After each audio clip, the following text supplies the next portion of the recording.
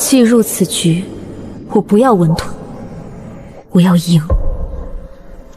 既获君故，我不要分宠，我要独通。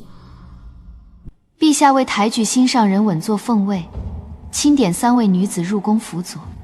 太傅之女满腹诗书，才冠京华；将军嫡妹弓马如虹，傲骨天成。而我一无倚仗，二无才名，唯有一双手掌得了钟馗，烹得出至味。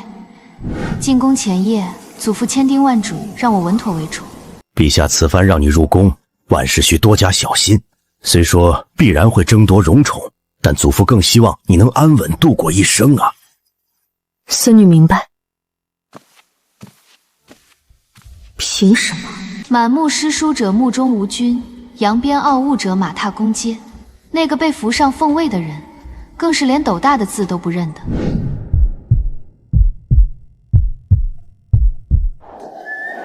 既入此局，我不要稳妥，我要赢。既获君故，我不要分宠，我要独通。入宫3载，元昭衍再一次与心尖上的皇后起了争执。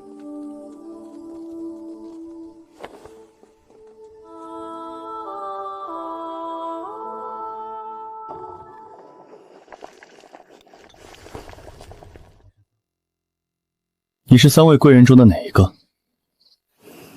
臣妾武清燕，祖父是南诏县令。清燕，温婉女子，怎起了这样阴武的名字？回陛下，高祖皇后字灵燕，首府南诏，宫在千秋。祖父自小听着娘娘的故事长大，心向往之，故为臣妾取名清燕，盼臣妾能效先前遗风，更继皇恩浩荡。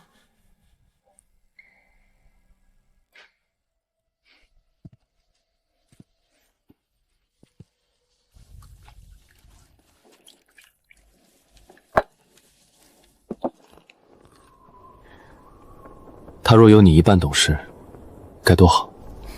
情深则乱，娘娘太在意陛下。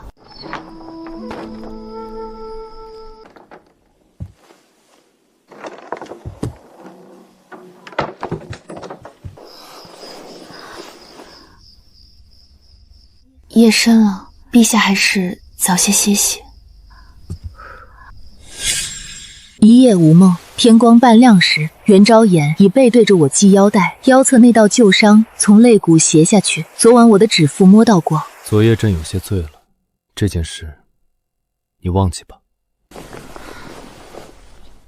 昨夜不过陛下风寒，臣妾侍奉了一碗醒酒汤。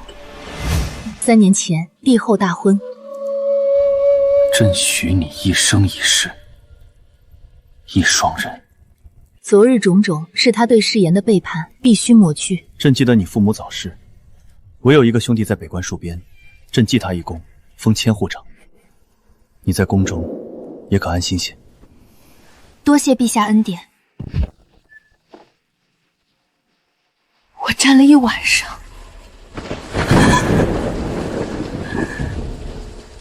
你没有出来。元昭衍，你背叛了我们的爱情！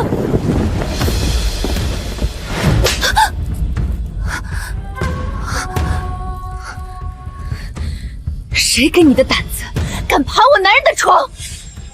娘娘息怒，臣妾什么都没做。昨夜陛下头疼，臣妾只熬了姜汤。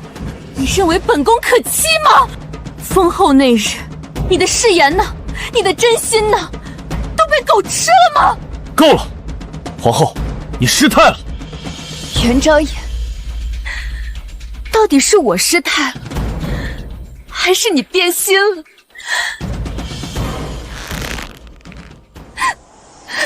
那一日的帝王没有上朝，只是将哭到泣不成声的皇后堵在了御花园里。皇后哭，陛下哄，最后牵着手回了凤仪宫。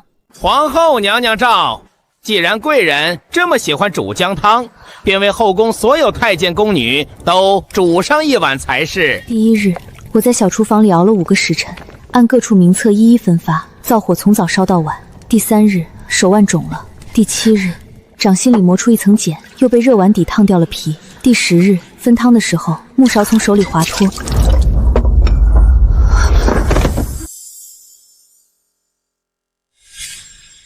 周贵人摇着团扇，笑意不达眼底。妹妹又是何苦？既得了恩宠，还不求陛下怜惜？冯贵人抱着胳膊，语气更直：蠢货！皇后让你熬汤你就熬，赶明儿让你去死，你去不去？我靠在榻上，手腕上的药布还渗着苦味。劳二为姐姐记挂，明日还剩几个人，领完了也就是了。周贵人是太傅嫡女，冯贵人是将军之妹，论家世，满屋子就属我垫底。他们今日来，自然也不是为了探望。果然，茶还没喝2口，周贵人便悠悠开了口：妹妹这份心性，我是佩服的。只是宫里不比外头，能忍不算本事，会哭的孩子才有奶吃。不愧是周家的才女，她明明是想打探那晚我和陛下的虚实，却能把话说得这么委婉。皇上当年点我们3人入宫，从文武寒门中各择其一，本是明着辅佐，暗含制衡的布局。岂料皇后强硬，将我们全数压在贵人位分上，连见皇上一面也难。3年来，周贵人吟风弄月，冯贵人跑马射箭，我在小厨房里煮汤炖菜，皇上不闻不问，皇后也眼不见为净。如今这3家制衡的格局在我这里破了，剩下的人自然就不痛快了吧？那晚陛下到底为何来？又跟你说了什么？陛下来时已经黄昏，不过吃了几碗茶，吹了些风，身子不适，便借我的地方躺一躺。陛下和娘娘夫妻情深，我算什么呢？一个熬羊汤的小妃妾罢了。这话说的滴水不漏。周贵人重新摇起扇子，不置可否。冯贵人没探听出什么，撂下茶杯，门帘落下，店里安静了。他们不是来结盟的，也不是来问责的，是来看风向的。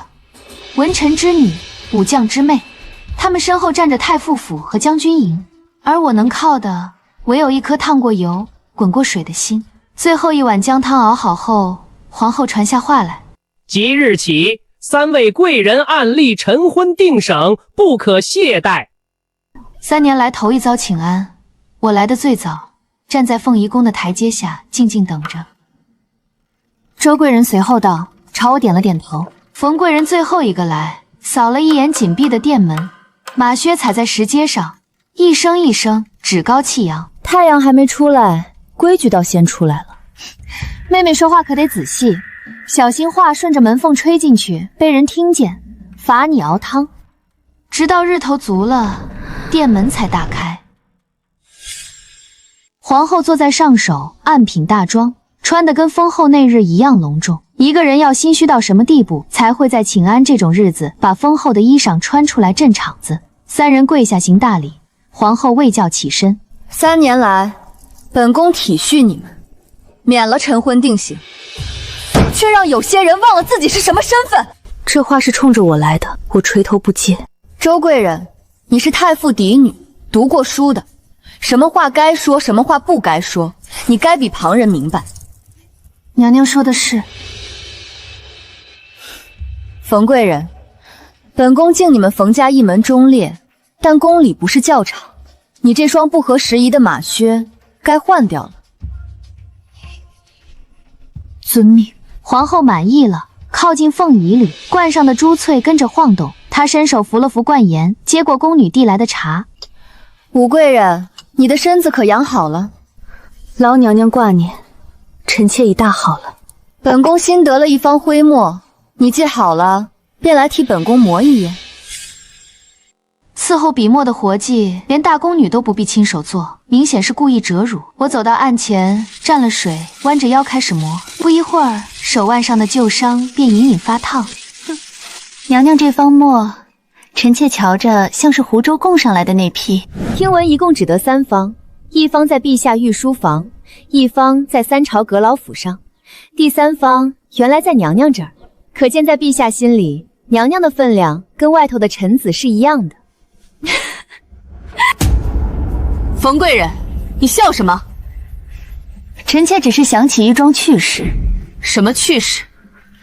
臣妾的哥哥在西北时养了匹汗血宝马，那马刚送到营里的时候，性子野得很，见人就踢。哥哥便给他套了一副镶金嵌玉的马鞍，心想这么好的鞍子，总该配得上他。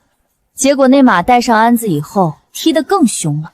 后来哥哥才明白，马不在乎鞍子镶没镶金，鞍子再贵，压在身上就是压在身上，他不认那个。皇后的脸色沉了，珍珠三凤冠压在她头上，字字句句都是在讽刺她。冯贵人，你在说谁？臣妾在说马呀。娘娘以为臣妾在说谁？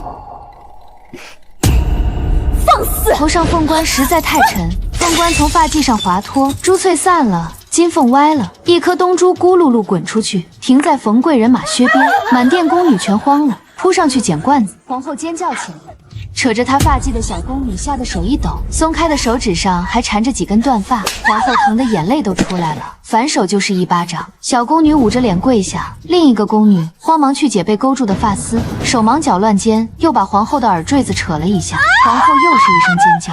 周贵人和冯贵人对视了一眼，冯贵人脚尖一踢，把那颗滚到脚边的东珠踢回到周贵人脚下，周贵人一会又踢回去。就在这时，殿外传来一声太监的通传：皇上驾到！元昭远进来时，满殿狼藉，宫女跪了一地。皇后坐在上首，发髻散了半边，眼眶通红，一只手还捂着头皮。发生何事了？阿姐，这几个蹄子合起伙来欺负我！陛下明鉴，臣妾方才只是夸赞娘娘那方徽墨，说此墨一共3方，陛下用一方，三朝阁老用一方，娘娘用一方，可见陛下心中娘娘的分量之重。臣妾句句是敬，不知哪一句让娘娘误会了。臣妾不过是讲了个马鞍子的趣事，逗娘娘一乐。娘娘若觉得臣妾是在讽刺，那便是臣妾嘴笨，不会说话。臣妾给娘娘赔罪。这还当是什么大事？今日不过寻常请安，你穿这么隆重做什么？怪累的。你不给我做主就算了，反倒嫌我丢人了是不是？这些人表面尊敬，背地里不都笑话我是村姑？我就是要穿，让他们睁大狗眼看看清楚，我一个村姑，现在就站在他们头顶上。皇后一边说一边哭，元昭眼的脸一点一点沉下去。玉堂，你现在是皇后，朕博了满朝文武，力排众议把你捧上这个位子。你豆大的字不识一个，朕让最优秀的女官教你，教会了，朕让你坐在身边听政，学着看这天下是怎么运转的。朕想把天下都分一半给你，可是玉堂，你什么时候能长大些？凭什么？这样的男人，莫说是皇上，寻常官家子弟也寻不出第二个。可也就是这样的男人，我看得见摸不着，还让一个村姑捷足先登。谁稀罕这些？袁昭言，如果再来一次，我宁愿你永远想不起来，一辈子跟我待在甜水村，种地、喂鸡，慢慢变老。你在逼朕。雨淅淅沥沥下了半日，我正在费力把几盆半死不活的花往里搬，脚步声从雨里传来。我抬起头，元昭眼站在廊前，龙袍的肩头晕湿了一片。陛下，臣妾拿些蜜酿，和陛下一同赏雨可好？屋内蜜酿在小炉上咕嘟咕嘟冒着热气，元昭眼平退了所有人，端着那碗桂花酿喝了一口，整个人靠近椅背里，很久没说话。朕在甜水村的时候，村门口也有一棵歪脖子桂花树，开花的时候半边村子都是香的。那时候皇后还不叫玉堂，叫赛花。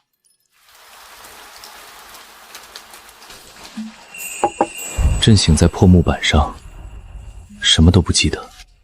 她端着黑乎乎的药汤站在旁边，拿袖子擦碗沿，袖子比碗还脏。朕问你是谁，她说我是你媳妇。朕说不记得，她把药碗一塞，说朕喝完就记得了。袁昭衍是先帝第七子，生母是冷宫里一个连封号都没有的宫女。母亲月子里受了寒，落下一身病，没撑过那年冬天。她是在冷宫的偏殿里长大的，没有人教她读书，她自己摸进藏书阁，蹲在书架底下，借着窗缝的光看。没有人教她骑射，她拿树枝削成弓，对着宫墙练。太傅给皇子们讲学时，她站在门外听，听完回去默写，写到手指冻僵。谁都不愿意去的苦战场，就她愿意去。打北狄，平西南，收河西，打到兵权一点一点握进手里，再然后让曾经挡在她前面的兄长们一个接一个从朝堂上消失。等先帝老了，病在床上，睁眼一看，只剩这一个儿子了。朕这么多子女，居然只剩下了你。罢了，这一仗凯旋之后，你就继位吧。最后一仗，他亲自领，仗打赢了，他从马上摔下来，头撞在石头上，醒来的时候什么都不记得了。好俊的男子，但是伤这么重，还能活着吗？要是就这么死了，真是可惜啊。袁昭衍那个时候躺在乱石滩上，额头一个血窟窿，铠甲底下全是旧伤疤。胡赛花把他拖回去，用烧酒洗了伤口，撕了自己的旧衣裳给他裹上。他烧了3天3夜。他守在旁边念叨：“你可不能死啊！你死了，我找谁要钱去？”第4天，他退了烧，睁开眼，便看见他端着一碗米汤站在床边。“你可算醒了。”夫君，快起来喝点水吧。那一年是他这辈子最无忧无虑的日子，那是他人生里唯一一段不需争，也不需要算计的时光。后来他想起来了，他进京的那天，他已经是皇帝了。这墙这么高，天都遮住了，你在里头不闷吗？以后有你在了，就不会闷了。胡赛花太俗，他嫌配不上他，便亲自改名为玉堂。封后大典那日，胡玉堂穿着隆重的凤袍，凤冠压得他脖子都僵了。没关系，朕会牵着你一直走。那一天，满朝文武跪了一地，他以为他可以把天下分一半给他，可他却不要。雨打在瓦上，我把酒碗往他面前推了推。陛下，酒要凉了。青燕，朕把天下都给了他，他还想要什么？娘娘想要的是让袁昭言只有他一个，而陛下想要的是让娘娘坐稳这天下。不是陛下给的不够，是你们要的东西不在同一个地方了。陛下把自己能给的都给了，再给下去，陛下还是陛下吗？这到底要怎么做？青言，你告诉我到底要怎么做？陛下不知道怎么做，那就不做了。在静心殿，陛下可以不是天子，只是一个累了的人，坐下来，喝一碗酒，下一盘棋。他的肩膀开始抖，弦色在胸前慢慢浸开。过了很久，他终于抬头，唤了我2遍名字后，他终于忍不住。滚烫的呼吸交缠在一起，密密麻麻的吻漫天倾泻。青言，朕宁愿一开始遇到的是你。帷帐落下的那一刻，凤仪宫的灯还亮着。这些都是后来小顺子学给我听的。那夜皇后知道陛下又歇在您这里，滚！都给我滚！就把所有人都赶了出去，一个人坐在妆台前，对着那顶珍珠3凤冠看了很久。皇后把妆粉洗掉，露出一张曾经被日头晒过的脸。甜水村的日头，3年宫墙也没能捂白。她把凤冠戴上去，又摘下来，反反复复，怎么都不合身。她放弃了，把凤冠搁在妆台上，起身走到窗前。窗外的月光照着层层叠叠的宫墙，一重套着一重。她站了很久，然后忽然笑了一声。伺候的宫女在外间听见了，没敢进去。我们要不要进去看看娘娘？你疯了！你不怕皇后又跟之前一样发疯打人了？估计这次和之前差不多，过一会儿就好了。袁昭言，你这个骗子！你说以后有我了就不闷了，可我来了3年还是闷。他推开窗，夜风灌进来，店内没有点灯。宫女们听见动静，掌灯进去的时候，妆台前已经没有人了。凤冠搁在镜前，下面压着一张纸，纸上没有字，只画了一棵歪脖子树，开满了花。胡玉堂跳下去的时候，穿的是从甜水村带来的那件碎花褂子，没有呼救，没有哭声，连落地都是闷的。发现他的是守夜的太监，他起先以为是件衣裳被风吹落了，提着灯笼走近了，才看见那张被月光照着的脸。太监跪在静心殿外，声音打着颤：陛下，皇后娘娘跳下去了，陛下节哀。袁昭言的手还搭在我的腰上，炉子上的火忘了拨，温度慢慢灭了，没有问为什么，也没有说一句话，只是起身在床沿坐了一会儿。他的背影微微勾着，像一下子老了10岁。他站起来往凤仪宫走，走到门口的时候绊了一脚，他扶住门框站了一息，然后继续往前走。上朝，早朝照常上了，折子照常批了。他坐在龙椅上，听文武百官奏事，一个一个决策往下搬，和从前每一天一模一样。窗外凤仪宫的方向传来钟声，一声又一声。渐渐的，有人听出了不对，这是什么钟声？我听着不像丧钟啊！这是封后大典那日敲过的礼钟。陛下真是用情至深，1个时辰64下。陛下这是用先皇后生前最厌恶的方式缅怀他的爱人。他生前嫌那身凤袍太重，冠子太沉，他便用他最闲的方式送了他最后一程。皇后与陛下举语已久，可2次决裂全都是因为我失了寝。男人从不照镜自省，只会迁怒那个让他背弃誓言的人。我绝不能等他那把刀落下来。御书房外，我已去了7日，袁昭言还是不见我。天又快黑了，海公公脸上的褶子挤成一团。贵人，您还是请回吧，这时候就别主动贴上来了，要是惹陛下不高兴了，谁都没有好果子吃。灯笼里的烛火换了2茬，门终于开了。御书房的烛火很暗，袁昭言坐在案后，闻声未抬。我从食盒里把东西一样一样取出来，码得整整齐齐，摆好了又退回去，重新跪下。朱笔落在奏折上，我就这么静静跪着。良久，听见他似笑非笑的声音：武清燕，你不会以为玉堂死了，你的机会便来了吧？臣妾不敢。朕看你敢得很。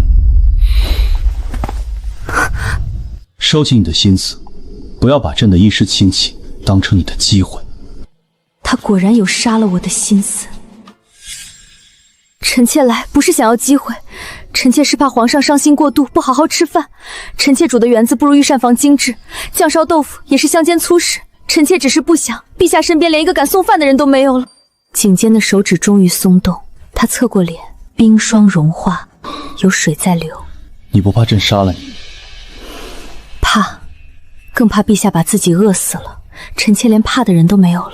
你倒是敢说。他招手让我起来，膝盖跪得太久，起身时亮了一下。他没有回头，伸出手虚虚一挡。我低着头，伸手去收盘子。朕让你收了。陛下慢用，臣妾告退。御书房外，夜风扑过，袖口空空，食盒留在了里面。贵人主子慢走。海公公脸上的褶子更深了，灯笼的光晕一盏一盏往后退，直到拐角处，我才敢呼出一口气。坐拥天下，富有四海，上过战场，下过田垄，什么都有，唯独缺一颗不问缘由的真心。万幸，我赌对了。禁卫份的旨意是在年后到的。冯琼英封德妃，周兰卿封贤妃，武清燕封昭仪。恭喜娘娘晋升为昭仪了，这都是能上皇家御册的位分了。袁昭眼真是好手段，3枚棋子同时往上一升，让我们继续悬着，这是缓兵之计，也能告诉底下的臣子他在筛选，让周家和冯家老实一点。晋封后的第3日，袁昭眼召了德妃侍寝，第5日召了贤妃，隔日德妃又出现在教场上，羊皮小靴，赤红马鞭，骑在汗血马上跑了一圈又一圈。校场不过瘾，他便骑马到偏殿转悠。一个洒扫的小太监躲得慢了，便被马上的人一鞭子抽下来。娘娘饶命，奴才这就走。瞧你这样子，真怂。陛下说他穿靴子好看，他便再不换绣鞋了。另一边的贤妃更是得意，在陛下面前展现才学，谈天说地，写了一副墨宝。陛下夸赞了几句，两个人的心思活络起来，一文一武，卯了劲儿的争恩宠。静心殿内，小顺子蹲在院子里数蚂蚁，小黎和小平把几盆花搬进搬出。无事可做了，便对着叶子上的露珠发呆。袁昭衍来时，我正扶着柱子，将喝的半碗粥吐了个干净。秋山的腰身露出来，肚子微微隆着，他这才知道我已经有了4个月的身孕。武清燕，你该死！为什么不早说？若朕当时真的杀了你，你便要带着朕的孩子一起死不成？我吓得一个机灵，膝盖一软便要往下跪，却被他稳稳拖住。这个孩子是我心爱之人所留，我不想拿他当作工具，更不想让旁人觉得我是在博宠。很多年前，祖父说有位小将军打了胜仗，骑着马从城外进来，满城的百姓都去看，他把我举在肩上，可我太小了，什么都看不见。后来人群散了，我只看见一个背影，骑在马上，铠甲上全是泥和血，披风被风吹起来，像画本上的大英雄。这个孩子是我武清燕这辈子离那个背影最近的一次，我舍不得拿他换任何东西。陛下，你把爱都给了皇后娘娘，就把这个孩子留给我好吗？我有身孕的事传遍了6宫，周贤妃是第一个来的。妹妹瞒得真好，4个月愣是一点风声没漏。姐姐恕罪，臣妾不是刻意隐瞒，是不知道怎么说。妹妹如今有了身子，往后这静思殿可就没这么清静了。姐姐这话我听不懂。听得懂。德妃的鞭子抽了3年，抽顺了手。如今你肚子里揣着陛下的头一个孩子，他那个人不会怪自己肚子不争气，只会怪别人肚子太争气。你也别怪我多嘴，陛下的头一个孩子那可是重中之重。若是为公主倒也罢了，可若是为皇子，妹妹拿什么替他争？姐姐这话我听不懂了，孩子平安生下来便是福分，有什么可争的？傻妹妹，若前朝没有说得上话的人，等孩子生下来，谁替他在朝堂上站住脚？这些事，陛下不会替你想，妹妹自己想好了吗？妹妹，我不说那些虚的，你我同一年进宫，德妃身后有兵权，我身后有清流，你我联手，孩子便有2座靠山；你不联手，孩子便只有你一个人。妹妹好好想想，这人呐，有时候行差踏错，一不小心便是万劫不复。贤妃走了，香妃扇还留在岸上，是想让我看着扇子好生想想，周家满朝门生，容不容得我说拒绝？德妃是后脚到的，身后的宫女拎着一只食盒，进门便往岸上一搁，露出里头2只酱猪蹄。她坐下来，自己倒了茶，仰头灌了。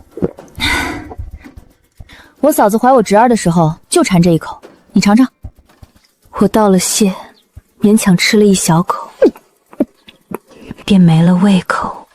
德妃拿帕子擦了擦手，目光从我的肚子扫到岸上的香妃扇。让我猜猜，她是不是说这孩子若是皇子，你寒门出身，前朝没人，拿什么替他争？我没有否认。德妃冷笑一声，周家身后有清流不假，可你若真跟了他，你的孩子便要认他为母。凭他那个清高劲儿，王后还能让你这个生母在眼前蹦跶？我不说那些虚的，也不需要你的孩子认我为母，我只要你别选他。羊皮小靴的声音远了，案几上搁着香妃扇和油亮亮的猪蹄。这2人，一个文臣之女，一个武将之妹，显赫门庭里养出来的，怎么会有傻子呢？他们明显是在等我那一句话，而我要是想活，什么话都不能说。再去太极殿时，夜已深了。小顺子在前面打着灯，我走得很慢，心里盘算着自己的筹码。三族相争，示弱的那方未必先死，而我要是能效仿从前人，吃些死人饭，也不算阴险吧。海公公老远见了我，却没有通传，只是侧身将门推开了半扇。我迈进去，正要行礼，孩子在腹中翻了个身，疼得我嘶一声。他闻声望过来，浓重的疲惫裂开笑意。哦，怎么来了？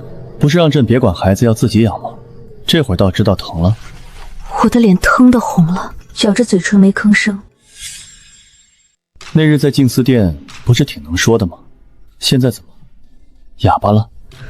臣妾不是来求陛下的。哦，那来做什么？来问问陛下午膳用了没有。武清燕啊，武清燕，你这张嘴硬的时候比德妃的鞭子还硬，软的时候又像脑子不灵光，三更半夜问朕吃午饭没。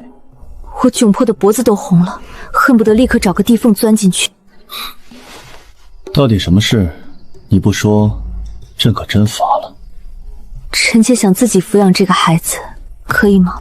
德妃娘娘身后有兵权，贤妃娘娘身后有清流。臣妾要是把孩子交给贤妃，德妃不乐意；要是交给德妃，贤妃不乐意；要是谁也不交，自己养，那两位娘娘都不乐意。臣妾自己养，便是让陛下为难；陛下不为难，那两位娘娘便要为难臣妾。臣妾被为难了，陛下又要为难。这绕来绕去，不还是陛下为难吗？袁昭眼嘴角抽了抽，臣妾知道自己出身低，这孩子跟着臣妾，没准将来得过苦日子。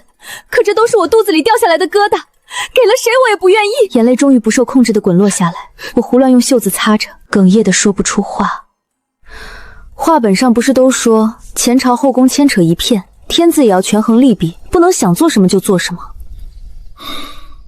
少看点话本吧，朕宁愿你去打叶子牌。夜深了，太极殿的烛火灭了大半，龙床很大，他让我躺在里头。黑暗中，他沉默着不说话。陛下想皇后娘娘了吧？臣妾也想她了。你不恨她？毕竟她曾经欺负过你。她哪里是欺负我，分明是在怕失去你，又不知道该怎么办才好。就像护着心爱玩具的小孩子，不管不顾地去推搡所有靠近的人。身旁寂静，身旁人呢喃道：原来是这样吗？我点点头，忽然想起了什么，低笑出声。臣妾虽与皇后娘娘接触不多，但也听说过她不少事。前年春天，娘娘在御花园里放了一只巨大的纸鸢，拽着线跑得飞快，连在静心殿这边都能望见。还听说过娘娘砍了小花园里的绿植，围起了篱笆养鸡仔，又劈了块地方撒了麦种，说要等收了麦子磨成粉，给陛下蒸馒头吃。那时候臣妾就在想，皇后娘娘活得真有意思。难道你不觉得这一切都不合身份吗？宫里合身份的人太多了，或许娘娘只是怕陛下忘了你们曾经的来时路。曾经的来时路吗？夜色浓重，身边的人沉寂了很久很久。他倾其所有，想将世间最尊贵的一切都捧到他面前，却从未想过这些东西太重了，重得足以压垮那个曾经在田埂上奔跑，只想吃饱穿暖的胡赛花。是他毁了他的纸鸢，拔了他的麦苗，他不敢再往下想了。有些罪过不去想，便还在井里，一旦捞起来，就再也沉不回去。封贵妃的旨意是第2日到的，海公公亲自来宣，身后跟着2排太监，捧着贵妃官服和宝印。静思殿的院子太小，队列站到了门槛外头。贵妃娘娘，陛下说了，静思殿偏远，让您迁到太极殿偏殿去，方便陛下看孩子。太极殿是帝王居所，从未有妃嫔住过那里。搬过去那日，袁昭眼下了朝便过来了。小黎把花一盆一盆往进搬，这几盆半死不活的花，从静思殿跟到太极殿，叶子还是打着卷。寻常之花搬来做甚？怪累的。让花房挑些珍贵的来，日日换最新鲜。那就一起养着吧。陛下来给他们浇水，保管这几盆半死不活的家伙生龙活虎。朕浇水跟宫女浇水有何区别？区别大了，陛下是真龙天子，沾着龙气的水浇下去，比什么花肥都管用。没几个月，子时刚过，睡到一半，身下忽然一热，还没来得及出声，第一波疼痛便从后腰开始碾过，疼得我眼前发黑。稳婆一窝蜂进来，打头的陈嬷嬷掀开被子，探了探。娘娘才开1指，先自己熬着吧，不着急生产。祖母说过，有经验的稳婆会守在旁边，这个老钱婆竟坐在外间喝茶。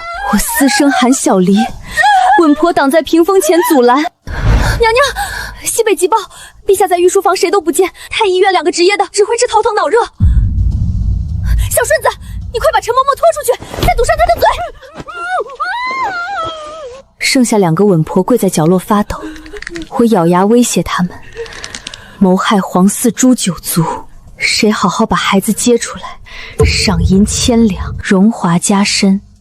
身子松下去前，我还在想，当男人真好，抖2下就行，然后便全是女人的事了。念科满月时，周家倒台的消息轰轰烈烈传来，墙倒众人推，御史台的折子堆了半人高，卖官卖爵，私贩盐铁，连通敌的蛛丝马迹都查出来了。他一件件看，一条条批，成年男丁一概赐死，女眷没入船坊。清流之手，簪缨世家，一夕之间灰飞烟灭，连个渣子都没剩下。赐白绫的旨意传到长乐宫时，周兰青自己摘下了罐子，白绫叠得整整齐齐。她站起来，裙摆扫过门槛，嬷嬷们想拦住她，被她一把推开。等追出去，周贵人已经跑过了甬道，青丝委地，被风扯成一面旗。嬷嬷们追上来，七手八脚把她按住。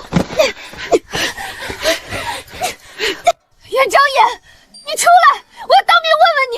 我3岁握笔，5岁成文，14岁隐姓埋名考中进士，却当不得官，一笔写得出策论，却上不得朝。到如今，你还让我输给这2个村姑，凭什么？凭什么？几个嬷嬷拽得满头是汗，几乎按不住他。传旨的太监慢悠悠夺过来，朝地上扫了一眼，还不处理了，省得污了皇上和贵妃娘娘的耳朵。白绫哗的抖开，几个嬷嬷手忙脚乱地往他脖梗上一绕，绞得死紧。放开我，袁昭言，你不得好死！破碎的声线从风箱中溢出，带着不甘。太监来复命时，袁昭眼正抱着女儿，小小的婴孩躺在他臂环里，咿咿呀呀攥着拇指上的玉扳指。他哄着念科漫不经心道：他既这般想要风骨，也不必葬了，熬成油灯，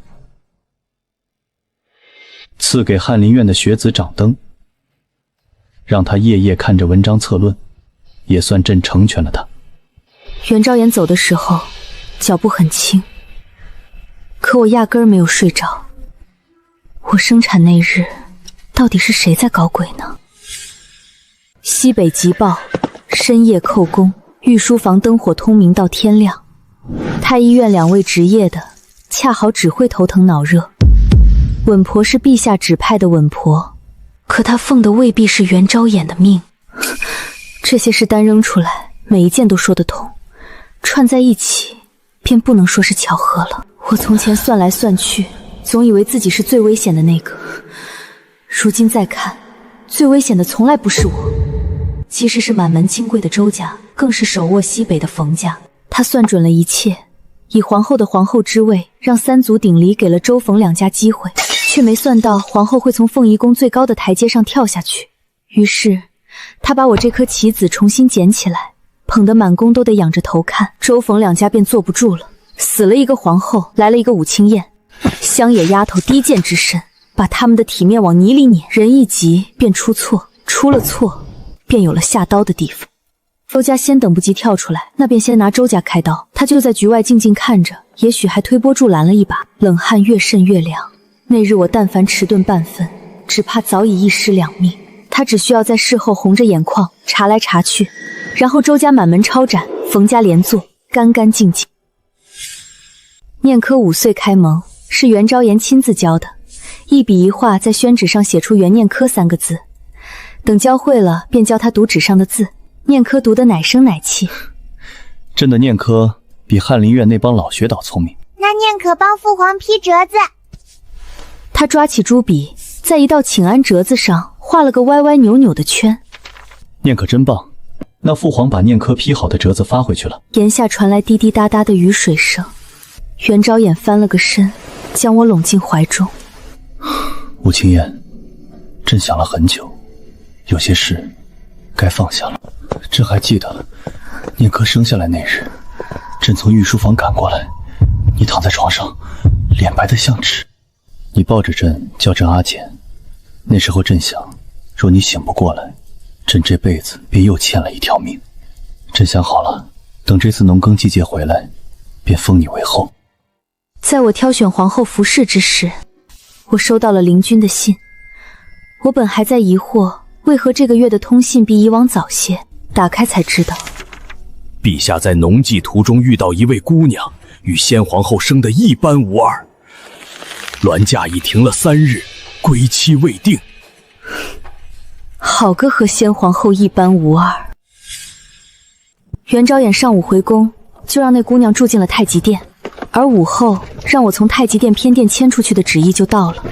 安宁宫的确富丽棚皇，可离太极殿隔了大半个宫城。海公公弯着腰叹气，皇上就是一时兴气，心里还是有娘娘您的。我笑了笑没说话。威严帝王一旦涉及那个人，便能将所有原则抛之脑后。行至偏道，前面传来哒哒马蹄声。德妃勒着马，鞭子别在腰间。娘娘，臣妾听您的安宁宫没收拾好，要不去臣妾的蓬莱宫坐坐？我第一次来，马边挂了半面墙，长弓搁在架上，箭筒里的箭雨锃亮发光。窗台上蹲着一只陶罐，插着几只干透的沙棘。从前在西北，我哥的营帐就这样，墙上挂弓，地上铺毡，窗台上插沙棘。我哥说沙棘好看，我说扎手，他说好看的东西都扎手。如今好了，马不能骑出宫，弓不能拉开，只能每日在蓬莱宫后面的夹道里跑2圈。闲聊不久，小黎回禀说安宁宫已经收拾妥当。我起身告辞，德妃将我送到宫门口，语气稀松。没想到这么多年了，陛下还是迈不过那个坎儿。走到门槛处，他停住脚步。如今我们离得近了，娘娘有事，吩咐便是。皇后的事早就搁置了，秀娘没有再送花样来，内务府没有再请示，一切都静悄悄的。这些天我就静静在宫里待着，德妃有时候会来和我说会儿话，我守着念可读书长大，日子倒也安稳。那日德妃来我宫里小坐，正要告辞，小顺子从甬道那头跑过来。娘娘，不好了，公主被陛下罚了。公主散学后实在想念陛下，便去了太极殿。陛下不在，只有那位姑娘在。公主说想等爹爹回来，那位姑娘不让，2个人便起了冲突。陛下正巧回来，便罚公主跪在太极殿门口。赶过去时，念科跪在正殿门口的石阶底下，背颈挺得笔直。阿娘，念可想等爹爹回来。那个姐姐让念可出去，她说这是她家，念可是贼。小小的身子在我怀里绷得像弓，不一会儿便晕湿了金钱。我让小顺子和小黎先将念科带回去。小小的人儿消失在拐角，我转身要推门。娘娘可要想清楚了，这道门一推，有些东西便再也合不上了。念科犯了什么错，要跪在正殿门外？闯别人的家和不速之客有什么两样？哼，堂堂公主没教养。这太极殿的匾额上写了你的名字，怒走了大半个宫城来见爹爹，被你说成没教养。你不请自入，对着贵妃和公主指摘教养，这又该叫什么？念科大了，贵贵于他有益。你作为母妃，不必事事护着。好，安宁宫里，念科正坐在窗下习字。阿娘，我写的如何？极好。夜里他蜷在锦被中，爹爹忘记了我，但没关系，我会好生读书，等长大保护阿娘，谁也不能让阿娘跪，念科也不会跪。德妃进来踏足安宁宫勤了些。陛下带那姑娘出宫成玉辇，戴珍珠三凤，满城百姓都瞧见了。又说她回蓝田采风，逼好心给她周的婆子吃冷饭，还折了教书先生的戒指，让她去流浪。念科的笔停了，纸上写的字歪得不成样子。这样下去，她骑到咱们头上怎么办？心寒了，争不起就不争了。浪花有孕的消息不过月余便传来了，河宫上下看着陛下的脸色，恨不得把他捧到天上去。他想看元昭衍上朝，他便让他躲在屏风后，下了朝他撅嘴拦住元昭衍。怎么只有你能被别人下跪？我也要当一次主子娘娘。好，那即日起让嫔妃们给你请安，来你宫里晨昏定线。我和德妃去请安时，浪花正翘着二郎腿坐在御案主位上，元昭衍端着蜜渍冰酥送到他嘴边。太甜了，我不喝。我们跪在底下齐声请安，他的靴尖不点了。你们出去跪着念经祈福吧。他从椅子里探出身，却是随意下令让我和德妃为他出去跪着念经祈福。我与德妃念了2个时辰，起身时站都站不稳，整整6个月，我跪到膝盖结了茧。德妃的蓬莱宫里的那些剑衣、羊皮小靴，连同那把从不离身的鞭子，也都因为浪花一句害怕，被元昭衍下令烧了个干净。浪花的肚子一天一天隆起来，她害喜害得厉害。御膳房每日换着花样送膳食进去，尝一口便搁下。不新鲜，太淡，太咸，火候过了。速去蓝田请最好的厨子。请了一个，做了2日，他说不如小时候的味道，又换一个，还是不如。第3个厨子跪在店门口，头都不敢抬，他靠在椅背上。算了，将就吃吧。多谢娘娘恩典。他嫌闷，元昭衍便让教坊司选了乐伎来，笙箫琵琶箜篌，每日轮着奏。他听了一回，说吵。最后从蓝田找了个拉二胡的瞎子，坐在正殿廊下，咿咿呀呀拉着信天游。他听高兴了，赏你的，但你得给本姑娘跪着捡。叮叮当当滚了满地。那瞎子跪在地上摸铜钱，摸一枚便磕一个头。每日辰时，我们便准点跪在正殿门外。他起得晚，我们便跪着念经，《金刚经》、《法华经》、《地藏经》，一本一本，从第1页念到最后1页。有一回念到《地藏经》，地狱不空，誓不成佛。阿简，他们念这个是不是咒我下地狱？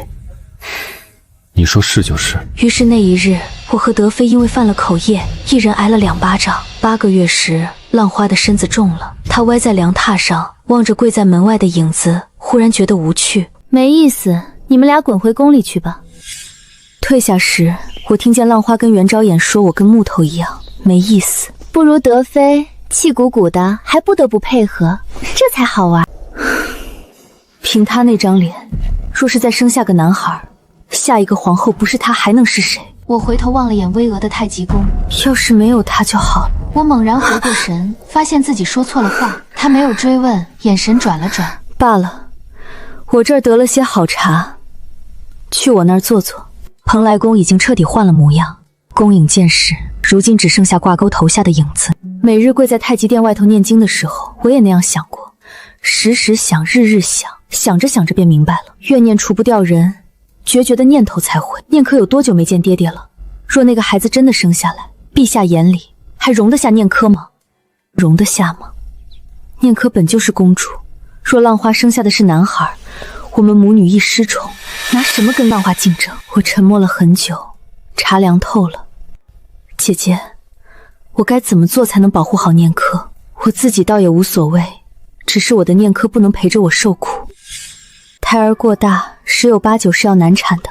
产房里的事儿瞬息万变，谁也不敢说万无一失。你啊，什么都不用做，只需那日在产房里稳稳看着孩子。你放心，我不会把你牵扯进来。稳婆是内务府派的，厨子是蓝田跟来的，哪一个都同我没有干系。图什么？图冯家能重新站起来，也图往后这宫里再没有人敢让我跪着念经。事成之后，你是皇后，这孩子便是你的皇子。我要的是冯家的权势和新帝的从龙之功。100年之后，史书上记忆比冯氏有功于社稷便够了。难道你就这么相信我吗？你不知道我为了这一天等了多久。回去吧，不该问的别问，问了，荣华富贵可就没了。凉凉风穿堂，蓬莱宫的烛火一明一灭，风过去了，又挣扎着亮起来。安宁宫内，念珂睡在被窝里，露出2只眼睛。我的念珂听了我和德妃的交流，若有所思。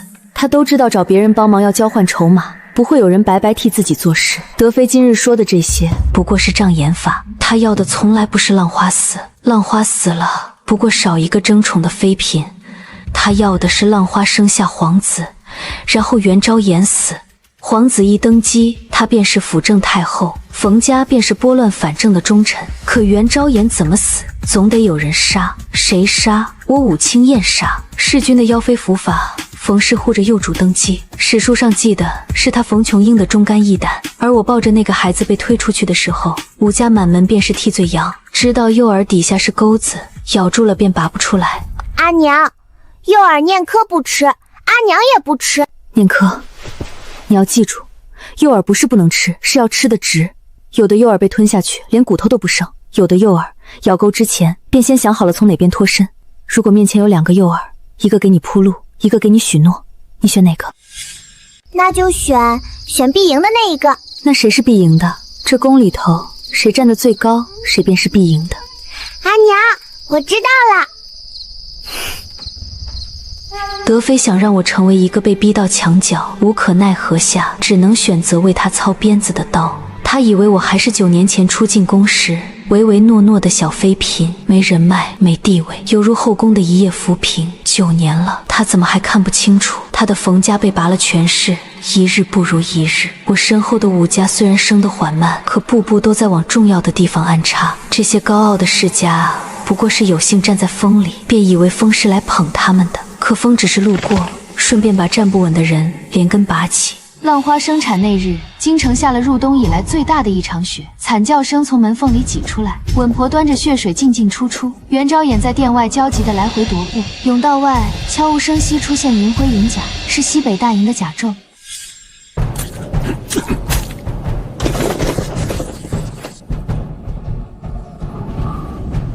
哦，冯大将军。大将军，臣还是大将军吗？不是早被陛下革了职，罚去守城门了吗？冯硕，你犯的错自己清楚，克扣军饷，虚报战功，哪一条都够朕治你100遍重罪。那陛下可知西北大营的将士有多少人冬天还穿着单衣？他们的军靴破了洞，血灌进去，脚趾冻坏了，拿针缝一缝，继续行军。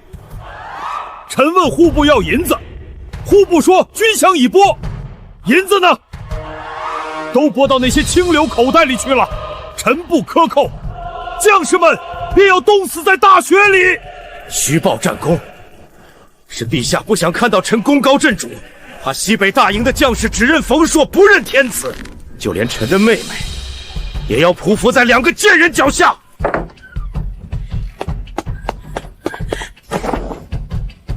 陛下，姑娘胎位不正，孩子的脚朝下，保大还是保小？冯硕替元昭衍回答：随便。哦，不保小，不管保大保小，生儿生女，最后都会是儿子就是了。妹妹，你说是不是？就是说呢，小皇子不是好端端的在这里吗？不错，有些头脑，隐藏了这么久，连周家也不是你们的对手。周家蠢就蠢在太清高，周兰青以为自己满腹诗书，便能把所有人都算进去，他算漏了一样，陛下心里那个人，从来只有皇后，逝去的皇后，也依然是皇后。元昭衍，给了你太多机会，你若是对封家好一些，给个体面的爵位都行，可你千不该万不该，将我们兄妹俩用完就扔。所以你们要谋逆？不然呢？老子打了一辈子仗，身上37道疤，每一道都是替你袁家天下挨的。今日老子便要做一回摄政王！兄弟们，先冲锋者封万户侯。慢着，冯硕，你说的这么大义凛然，可曾替你身后这些兄弟想过没有？朕且问你，你行宫里的妻妾，头上戴的东珠步摇，是你拿谁的卖命钱换的？到底是朝廷克扣了军饷，还是你根本没把跟着你的弟兄当人？你们替冯硕卖命，冯硕替你们瞒报，你们以为这是兄弟情深，可你们想过没有？他今日能拿你们的命换万户侯，明日便能拿别人的命换你们的命。他连朕都不放在眼里，会把你的命当命。冯琼英，入宫10年，朕可曾苛待你？朕纵容你，是因为对你自觉亏欠，便给你一面墙，让你挂满你的宫鞭。你不但不懂，还要日日在青燕面前拱火，指望他替你出去挡刀，是也不是？你知道了什么？你们费心找了几年，才找到这么个家伙，付出的代价不小啊！送上门的东西，朕不要白补。袁昭隐，你真卑鄙！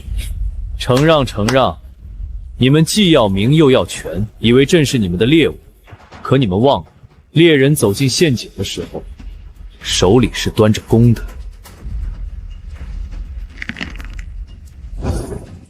兄弟们，别听他的！今日不反，明日便是咱们的覆灭之时。借其兵甲，封千户侯，拿下一将，封万户侯。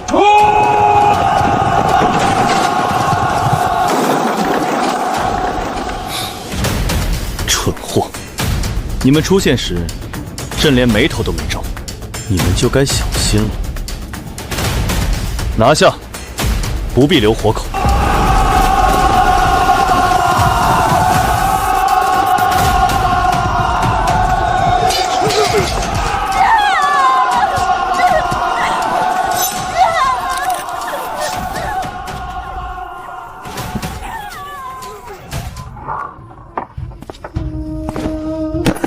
陛下，逆党已全数伏法，一个不留。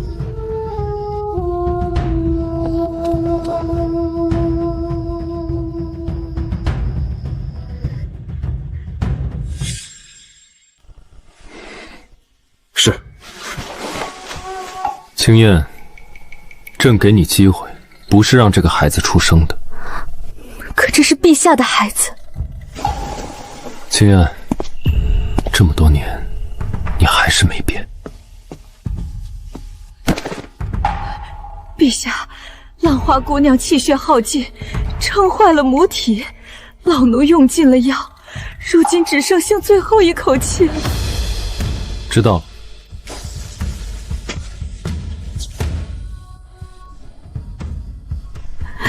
陛下不去看看吗？不必了，一个赝品，价值到了尽头，还有看的必要吗？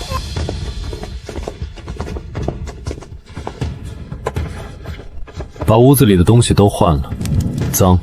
我不明白，一个人怎么可以这么痴情，又这么无情？像朕的皇后，倒是让朕看看，这鱼儿能钓到哪些以为能趁虚而入的蠢货。蓝田烽燧密布，灵童驿路封锁，可抵达安宁宫的信却从未延误。只要家书还能收到，这就说明他仍需要一个能看清他意图的人，不需要言语，不需要盟约，只需要站对位置，便可万无一失。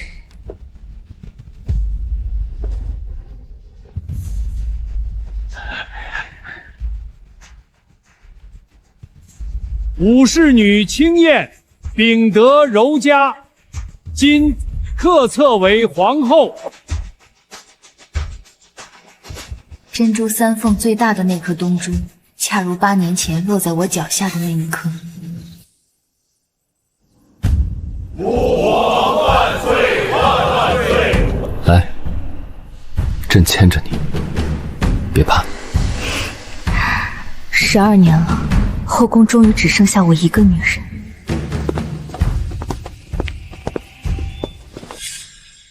底下的人不是没有起过歪心思，送了几分相似的人来。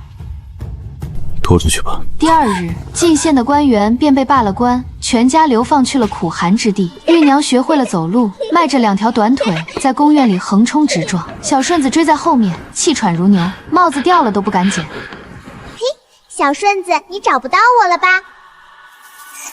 袁昭眼下了朝，腿上一撞，低头便看见玉娘仰着脸。再看千百次，袁昭眼还是会顿住。香，太香了。他嘴上责备着孩子脏，手却将孩子搂得紧紧。日子长了，我和袁昭眼的话也少了。念科要上夫子的课，他便让玉娘陪着坐在他膝盖上。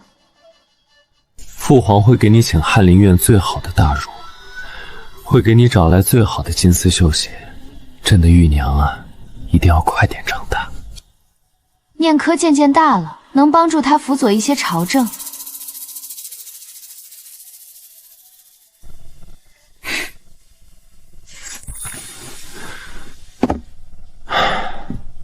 不错。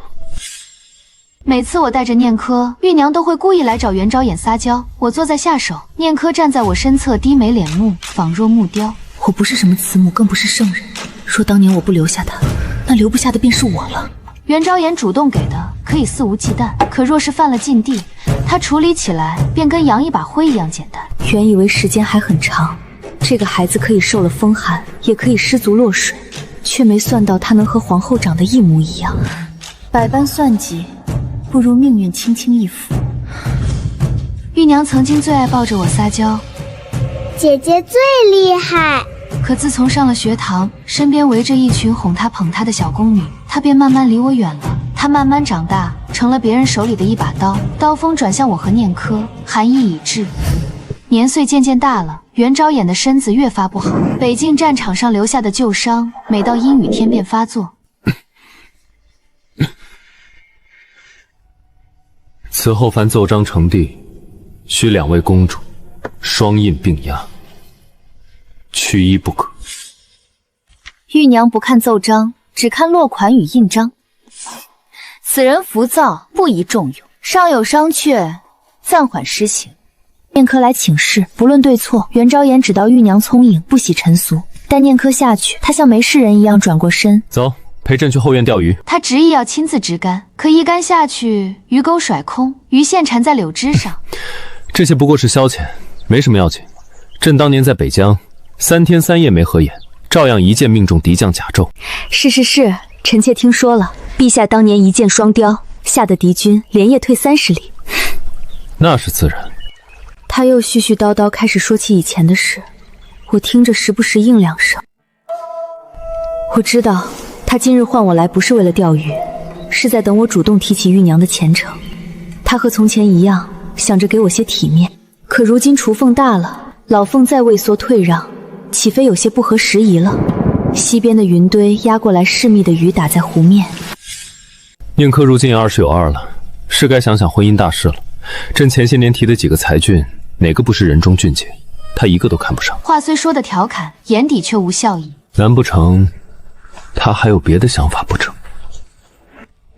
孩子大了，自然有自己的主意。陛下当年不也说过，终生大事当由心定。念珂性子沉，可心里有数。臣妾若替他拿主意，他该生气了。时至今日，他还是让我先低头，不可能了。你这是在逼朕。封武林君为南诏司马，掌管南诏军政。3日后，旨意到了灵军手里，他是念珂最信任的臂膀，京畿大营统兵，掌禁军左翼。朝中多少年轻将领，都是他一手带出来的。他不在，念珂便少了一道铁壁。紧接着，亲近念珂的大臣们，一个又一个被调离了官位，明升暗贬，不动声色地斩去了念珂的羽翼，又命人将京中适龄才俊图捧上。公主，您看，您想要什么样的夫婿呀？腊月初3，第一场大雪落下，袁昭眼病倒了，旧伤入肺，寒气攻心。陛下，还是要以龙体为重。朕知道了。袁昭眼看了半日画像，这孩子眉宇间有犟气，念珂若嫁他，将来可掌内宅，也能协理军务。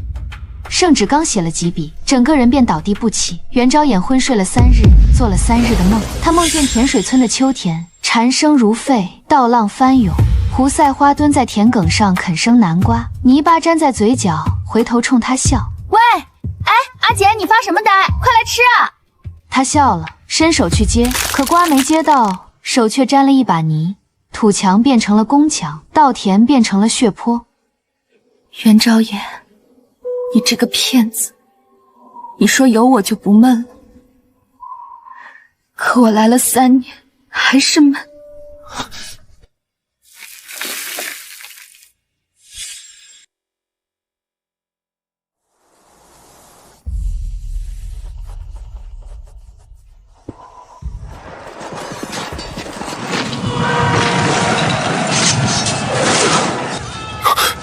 什么声音？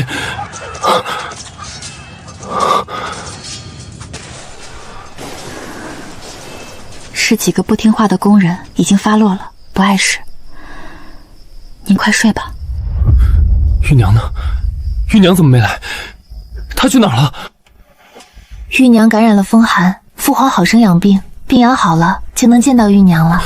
你们把玉娘怎么了？来人！来人！陛下别叫了，玉娘只是风寒，养几日就好。您若不好好喝药，可怎么去看她？你不会骗我的，对不对？你从来都是最懂我的。等我好了，你带我去见玉娘，就我们3个回天水村也好，我都听你的。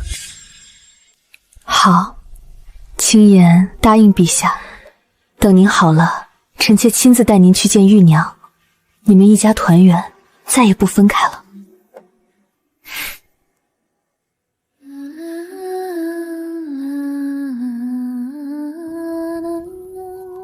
眼眶不受控制地落下眼泪，哭的是从前谨慎蛰伏被碾碎的尊严，哭的是今后荣华富贵万人之上的痛快。